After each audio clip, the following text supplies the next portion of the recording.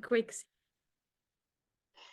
Hi, everybody. Welcome back to another exciting episode here on Energy of the Untamed Heart podcast. I'm super excited today. So, I'm bringing on my guest, Arianne, and she's so many things, but they're all wrapped up in things that I love to talk about and things that I think you, as the listener, will absolutely get some gold nuggets out of this and you will find super helpful. So, as a spiritual game changer, the big mission statement that I think Ariane brings to the world is be you. Be authentic. Be who you are, your genuine, your deepest core self, not all these different versions of yourself that you either tell yourself you need to be or somebody outside of you tells you need to be. And what I really love about how this brilliant human and soul is bringing her message out to the collective is through da da da da drum roll, get ready, through her dogs. Okay, I love this because I am, little Miss Animal. That is my gig. I usually talk about horses, but honestly, if it has fur, feathers, scales, hooves, I don't care. It's my jam. So I can't wait to bring her on. She's got a new book called Be the Change, and I just love this. I'm just going to stop talking and bring her on because you're going to love her. She is just the bomb diggity. Ariane, come on. Come on. Let's have a talk. Oh my gosh, what an introduction. Thank you. And I love to be here because we need to bring this message out that our animals, because it's not just dogs, but all animals, they see the true us. We forgot Yes. about it. We don't sometimes even know anymore who we are. But you know what? Our animals still do. They always do. They always do. And I'll tell you, this is like my funny story of how did I move through the world in terms of the dating world, who I wanted to have a relationship with. The number one criteria for whether you got date number two with me or not is if my animals liked you. If my animals gave you the I don't think so, I would very politely say, "This has been really nice. Thank you so much. Bye-bye."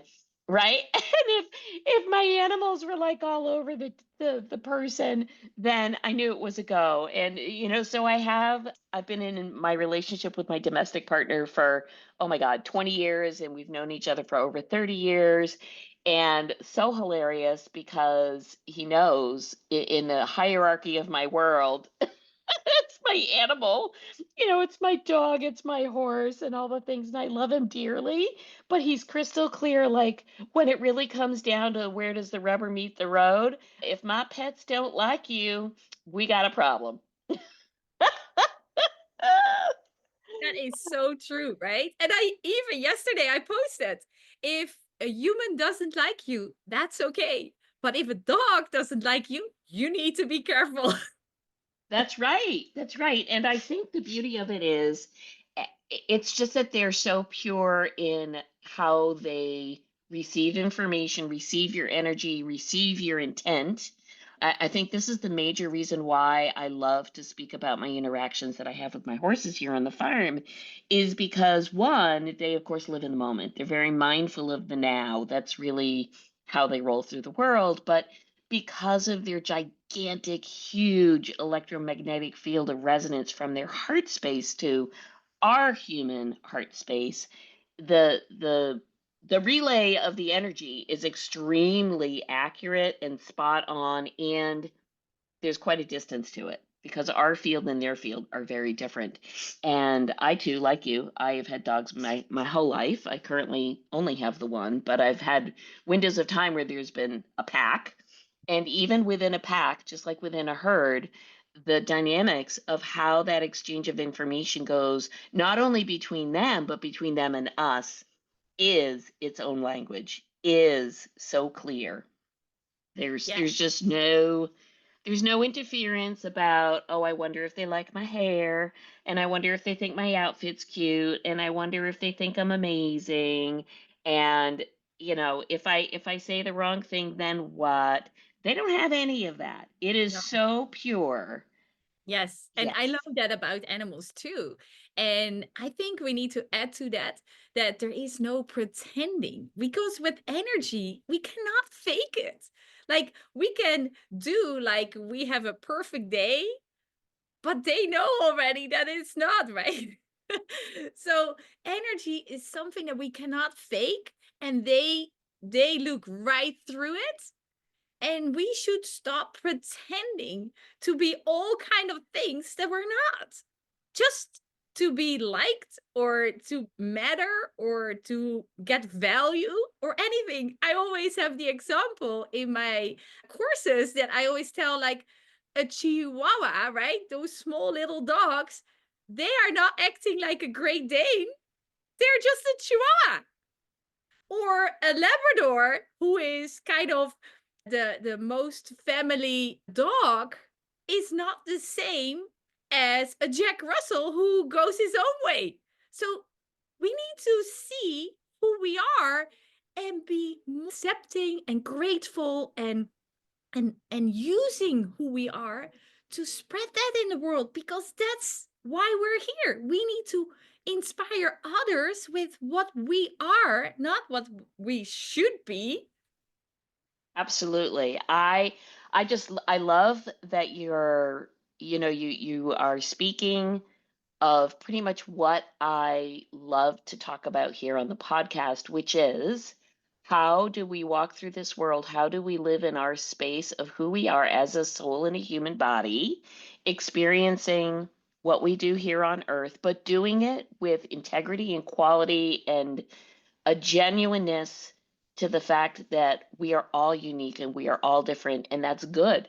That's good, because if we were all the same, then not only would things be boring, but there wouldn't be the same expression of lessons and experiences, and we need it all. It's like a kaleidoscope. It's or like a symphony, or like I don't know, somebody who's building a house. You need all the components. You need the plumber and the electrician and the carpenter and the concrete guy, and it takes all of that. It takes, the horn section, the violin section, and the flute section to create the symphony, to create the product, to have the end point. And it's the same here for us as humans on earth, is we need each of us in our own tuned way, in our own genuine expression of who we are, so that when we come together and when we bring our music one to the other, we create the symphony. Not we are the symphony, but we, by our connectivity to one another, we create the beautiful music.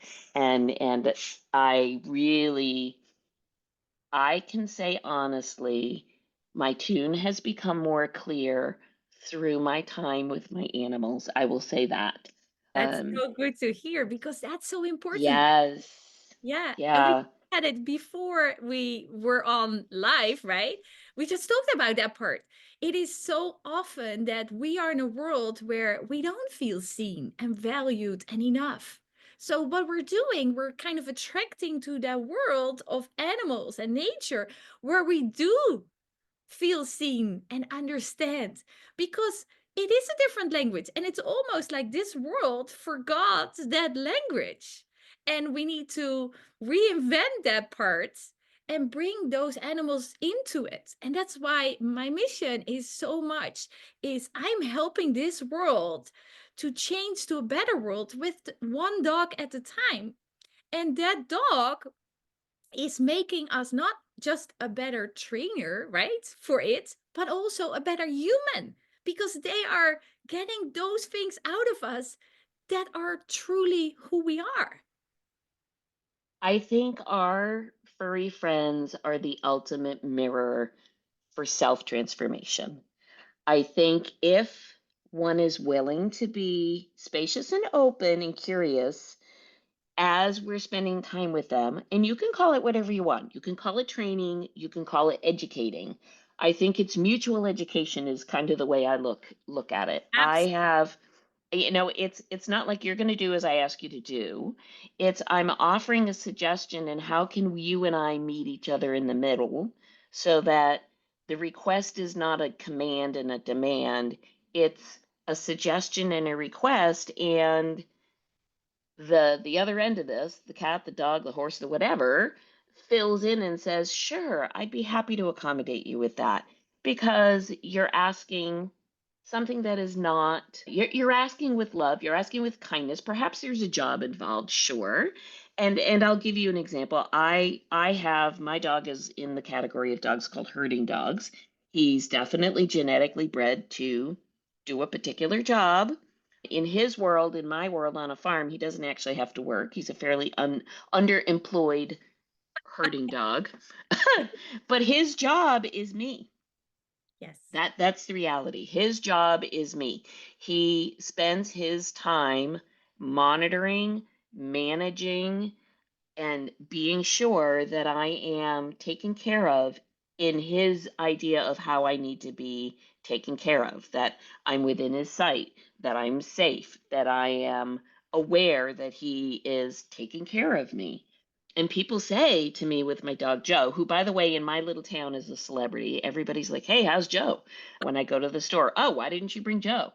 So my little dog Joe is, and who's so dear to me, but I'm gonna say it's not, people say to me, "Oh my gosh, he's so well trained, he's so well behaved." I'm like, "Oh, thank you, because he's trained me so well."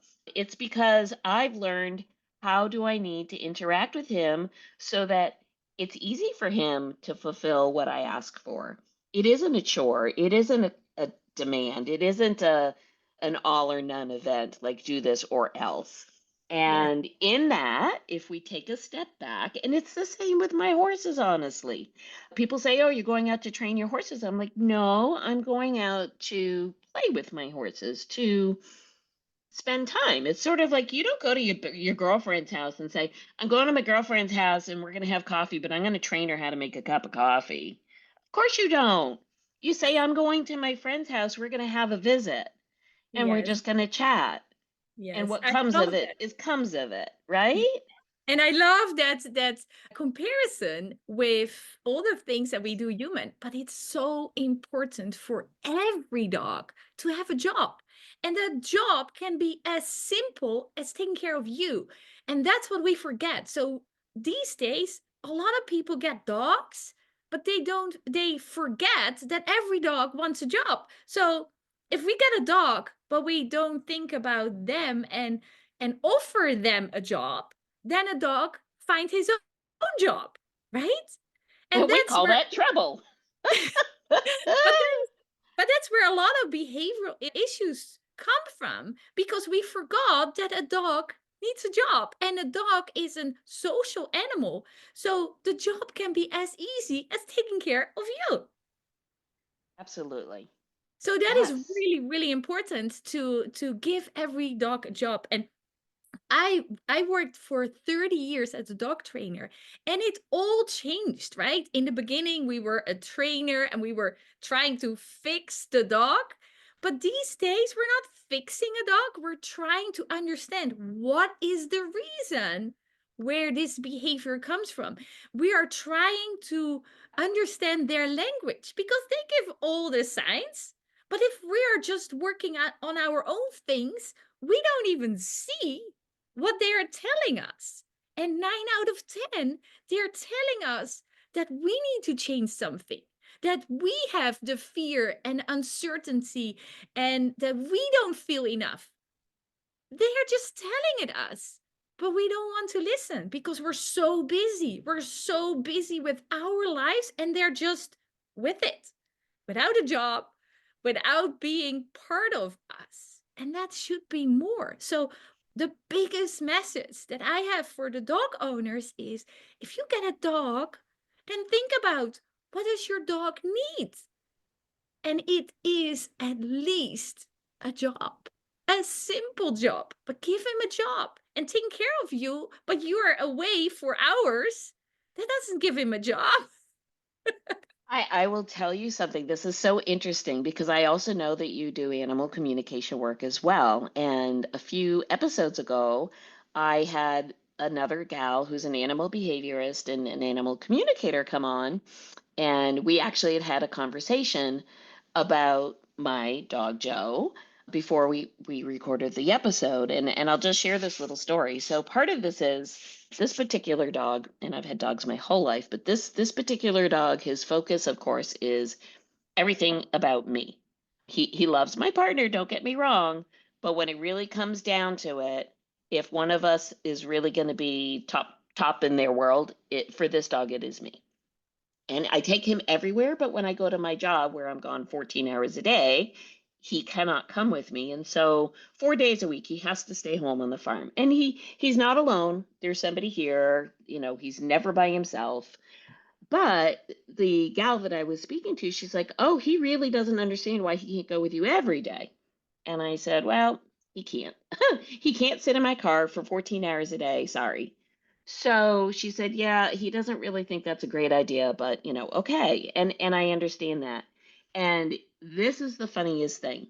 Where I live, my dog has free roam. He can come and go. We have dog doors everywhere. He's well behaved, doesn't need to be on a leash, doesn't has wonderful recall, never leaves. I mean, it's just how he is. If my partner says, "Do you want to go with me? We're going to town," the dog will not get in the vehicle, will not leave the farm. And I've said to him, "Put him on a leash and put him in the car with you if you want to take him with you."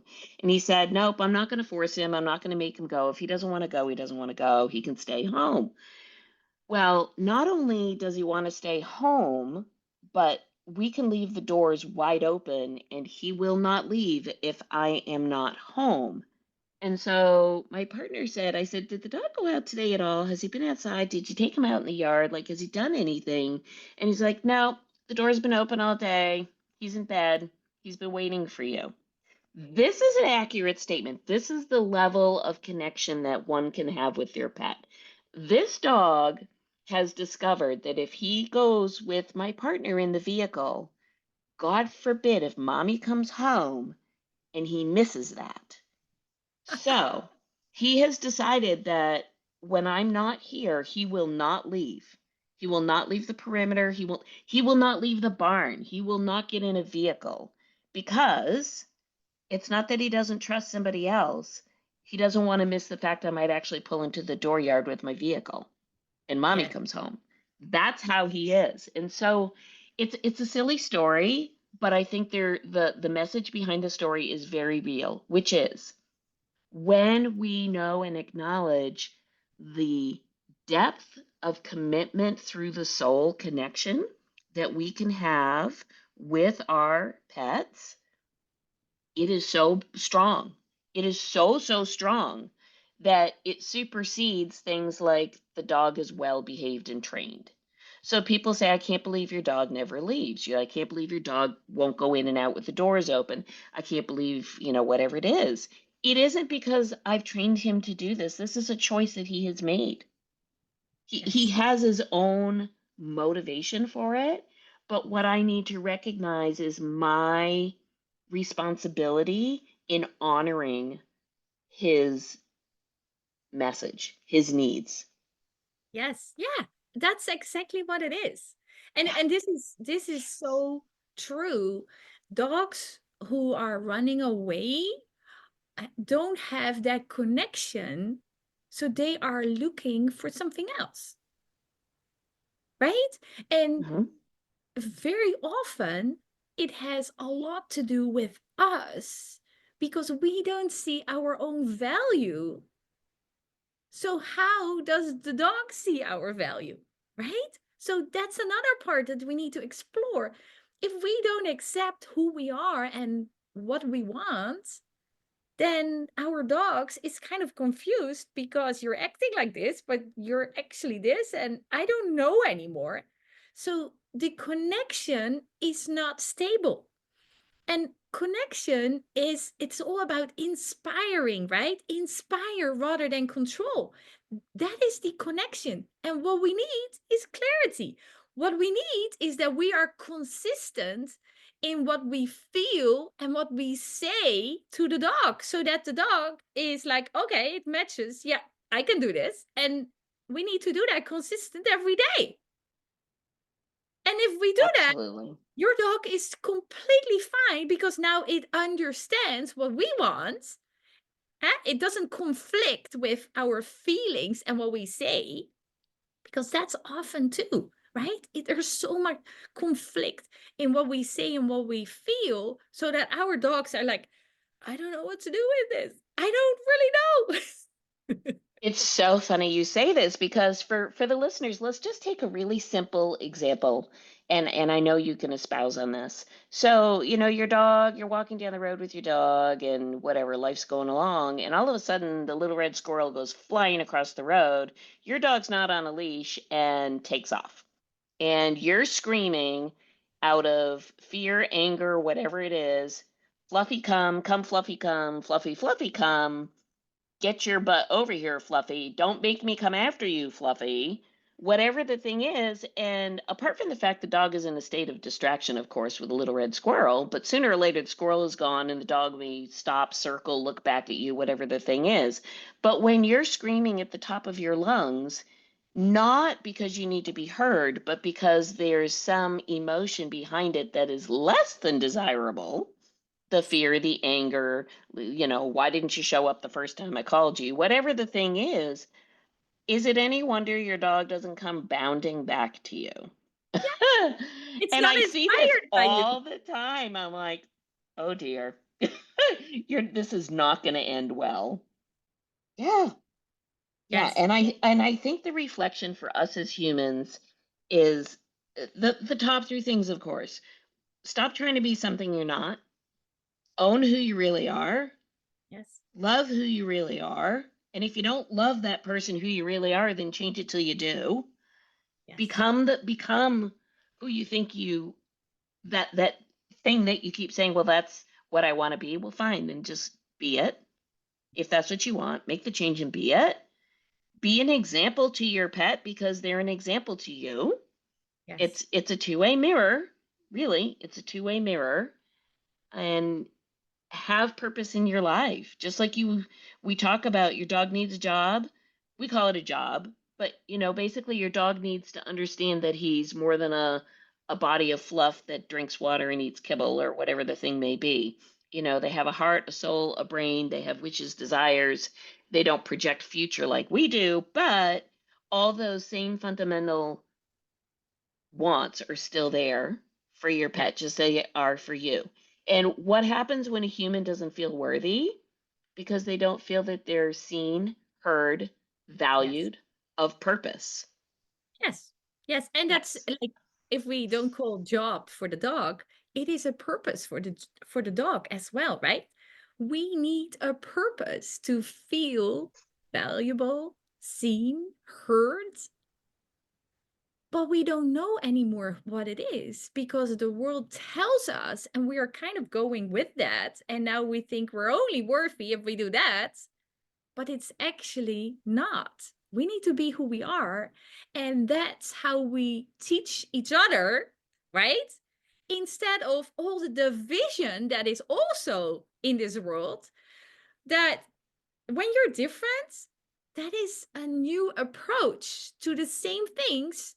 Let's open up. Let's be curious. What can this perspective bring me instead of, no, you're totally wrong. That's not true. Who says? Right? Who says? That is one of the first questions when I hear myself talking to myself, when I hear my mind trying to convince me of something through some story, through some old something that pops up in a memory, I now will say, well, hold on a second. Is that really true? Is that really what I believe? And if I have just a brief blip of, well, maybe it's not really true. That's all I need to go down the curiosity road of, well, I wonder how this might look a little different for me. I Yeah. wonder, is it possible that because this statement may not be true for me, what what else could be true, not true? Yeah. And then we And play the game and we say, every time we think, so would that be possible? We say, it's totally possible to get there or to dream it or to be that or whatever. yeah, Because there is so much more possible than we think because we limit ourselves. No, nobody else limits us. We limit us. And that's what we can do. That's the responsibility that we need to take because it's so easy to say, like, but other people are limiting me. No, they're not. It's your story. It's what you tell yourself. And if you want it different, then I tell you this, it's totally possible. Absolutely. Absolutely. So let us talk about your most recent publication, which for those of you who are on this podcast, it is an audio podcast, but I'm going to encourage you to go to Ariane's website, which we'll talk about in a minute, because you can access all her goodness and her new book, Be the Change. So she's going to hold it up for those of you who want a video version of this somewhere. There it is. It has a beautiful Yay. picture on the front. Tell us a little bit about how each of your team members, meaning your dogs, has brought to you some unique awareness, because each of them comes to you in your lifetime. There's no happenstance as to how did you end up with these particular dogs in your world. They are here absolutely. It's a reason of either what can you bring to them or what can they bring to you. We all think like we just go out and pick a dog, but surprise guys, the dog picks you, just saying. So, talk to us about your dogs briefly and tell us if you had one thing that you could share that was really like aha for you from these companions that you've had. Only one What would thing that because be? it's every day that I have an aha. So let's start. So every dog that comes to you is attracted by you, right? It's energy again. It's what we need. That's why I get so many people who said, like, I had a dog and it died because it was old, and now I have a new puppy. And it doesn't work anymore because most people want to do the same things with a new puppy that they did with the old dog. And it doesn't work because every new dog comes with a new energy because you grow, right? So that's really important. You can never compare a dog with another dog. It's not possible. So we have 3 dogs in the house. And one is Joy, and she's right now 5 years old. And Joy came just before the lockdown. So that was in the house with 4 kids, 4 teenagers, lockdown, and a young puppy, right? You love, right? You can imagine right away. How do we do that? I was so blessed that we had a puppy because there was some distraction at least, and we are living like in the country, so we do have room, so that was all better. But that puppy couldn't be raised just by me anymore because now we had 4 kids in the house as well. So I needed to inspire my kids to work with the dog as much as I did. So Joy taught all of us that we need to be excited to do something with her. Because if we are not excited, if we call her, but we are like, yeah, I call you, but just because I want you here and I have fear and uncertainty, she wasn't coming, right? So we needed to be funny or be excited to come to, otherwise she wouldn't come. So she taught us so many lessons. And that was the beginning of my change from my old dog training to the new dog training. So, and now she's 5 and she is a therapy dog. So I go with her to retirement home, schools, and I really share her love that she shared with us now with everyone around us. But one thing, she will always check in with me if it's okay with me, right? Because I am still her handler there and she loves people around her. But if she doesn't, if there is something that she's like, I'm not certain about this person, I need to step up and say, like, hey, you know what? We come to you another time. Okay. So she taught me everything. Then we had our second dog. I will take them in age because that's easier. Our second dog was a rescue dog. It also came in COVID, but then a year later. So we chose to not go to school. So my kids were 2.5 years at home doing homeschool, or no, not homeschool, school online, right? And Charlie, our rescue dog, was 10 months old, and we were the fifth owner. The fifth owner. Can you imagine? Yeah. So Charlie came, and the first week that he came, he was so blessed and so grateful that he finally found a home that was loving and curious and open. But then, after a couple weeks, he started to get back his confidence grow, and he started to get back in old habits. What if they hit me? I need to prepare. I need to survive, right? So he snapped when he was afraid.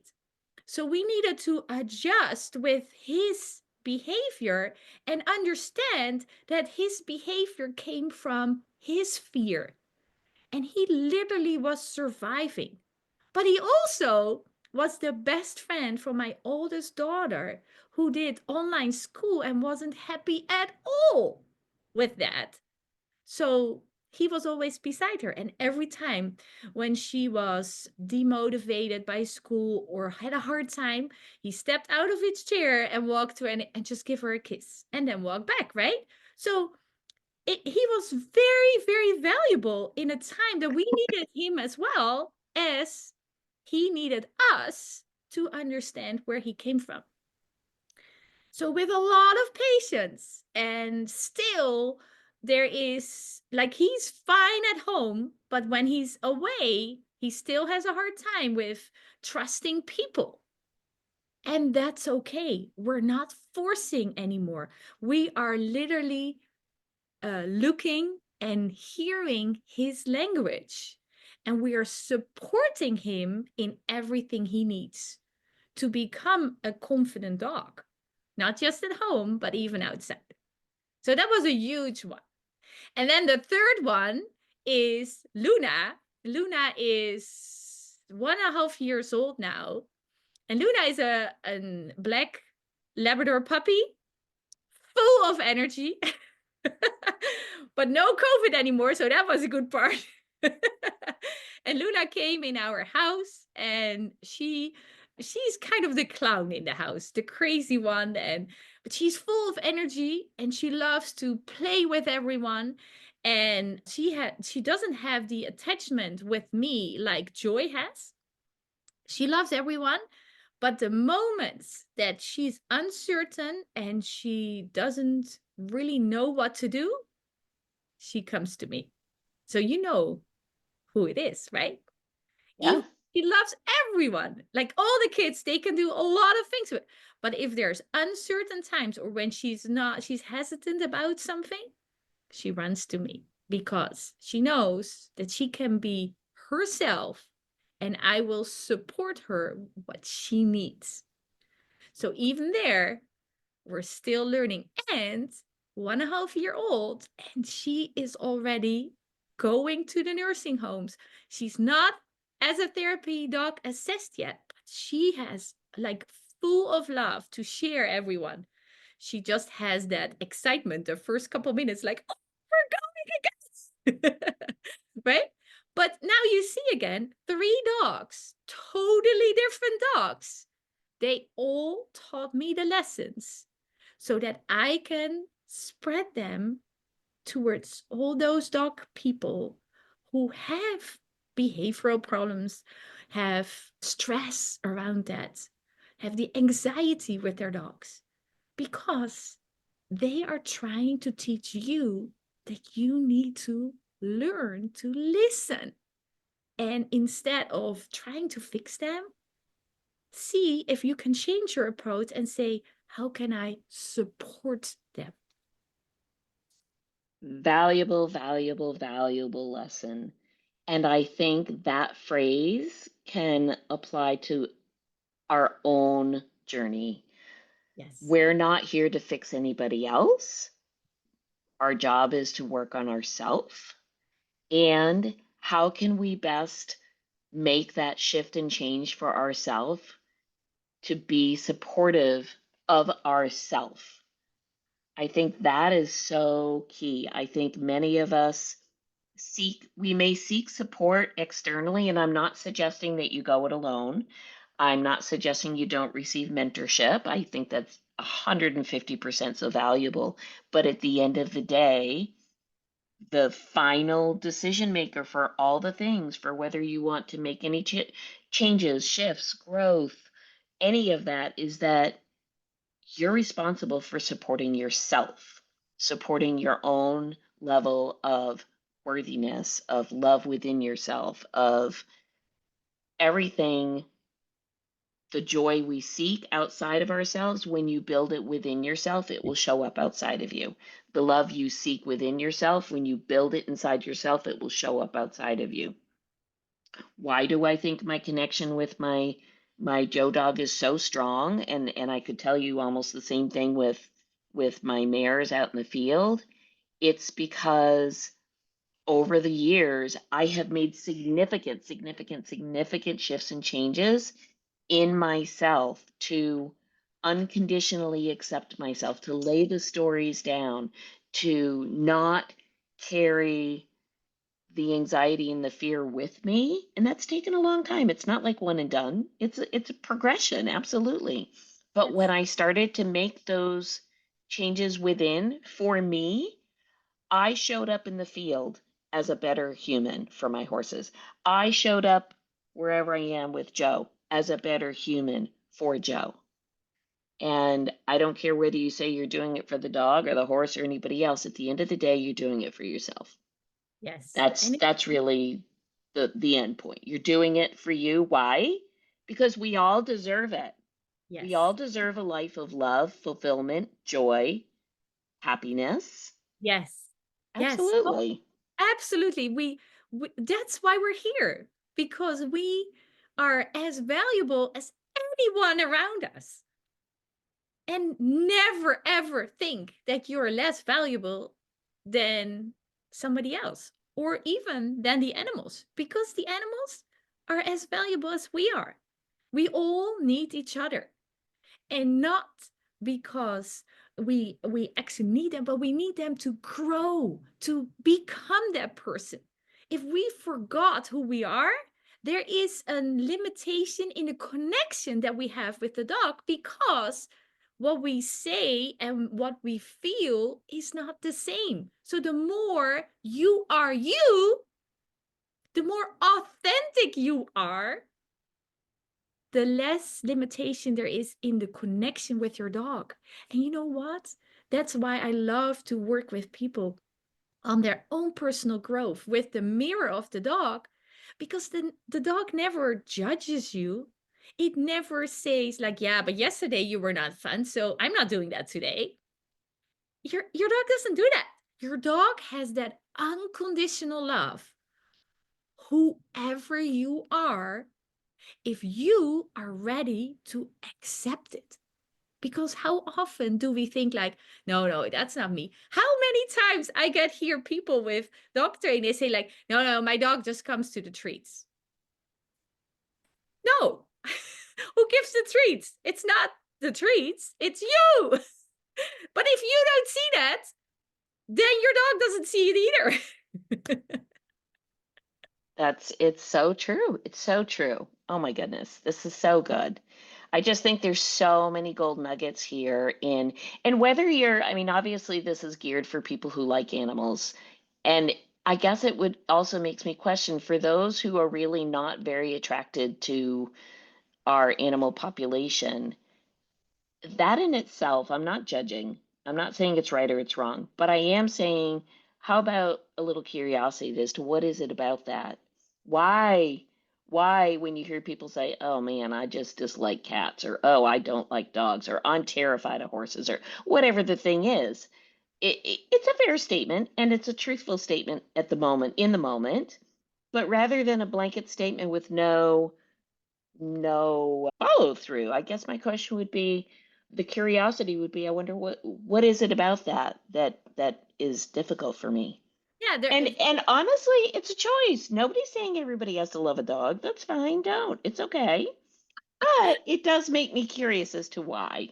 So, But it's all yeah, because the if there is an story built up that made that we are maybe afraid of dogs, but it's also we're afraid to be who we are. while the dogs are showing it to us. And Yeah. they're like, I don't really like your energy. And why is that? It's not because you are not right. It's because your energy is conflicting with what you say and what you feel. So Yeah.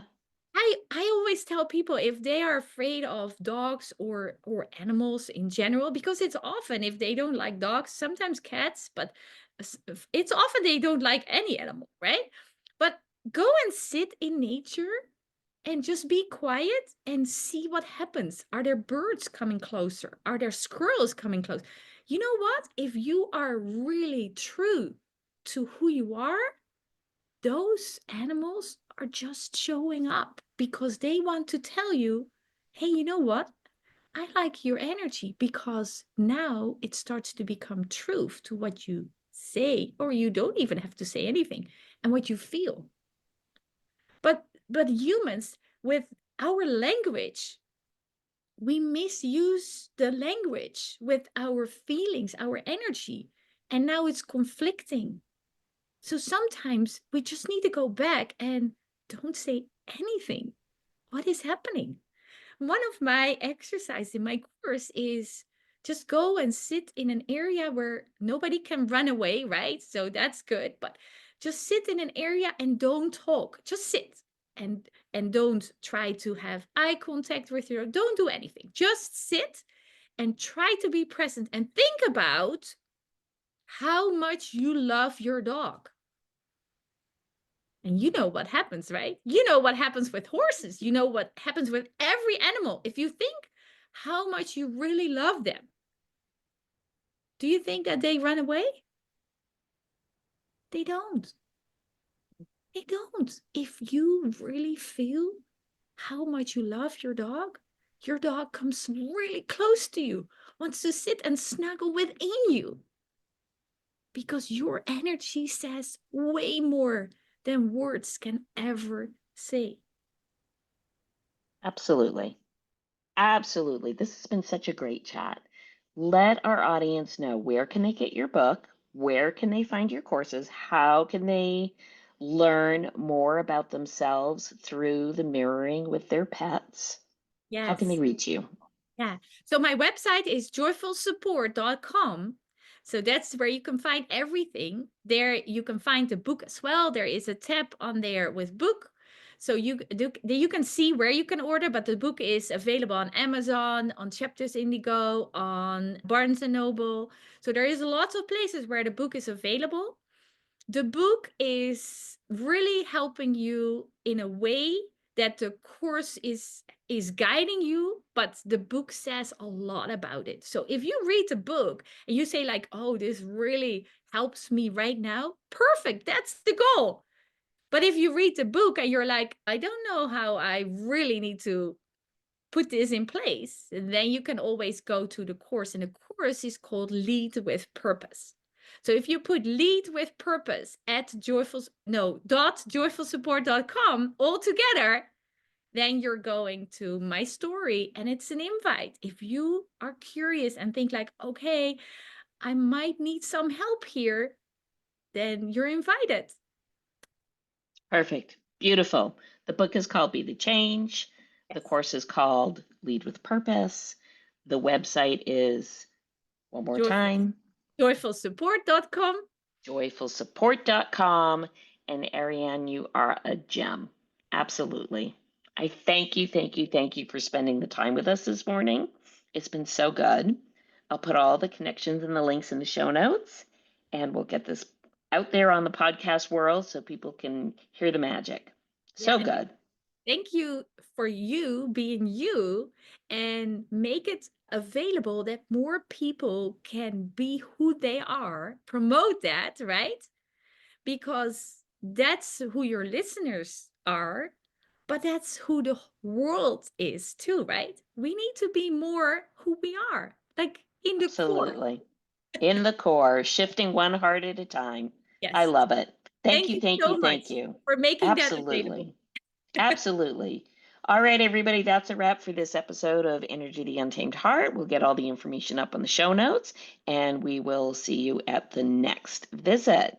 Have a great day, everyone. Bye.